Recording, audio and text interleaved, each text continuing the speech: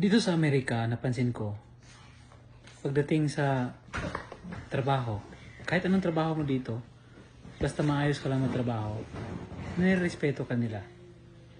Kung sa Pilipinas, parang nakadepende yung respeto sa'yo kung anong posisyon mo sa lipunan. Yun yung kultura ng mga Pinoy. Kaya gustong gusto natin doon na mayroon tayong posisyon, mayroon tayong role na ginagampanan sa society.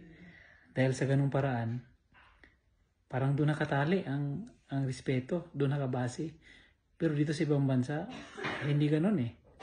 Basta maayos yung trabaho mo. Di ba pagdating ko dito, sinubukan kong mamintura. Sinubukan kong photo ng mga puno ng kahoy. Basta pag nasa ibang bansa ka, ang pinakasekreto, huwag kang magpili, huwag kang mamili ng trabaho.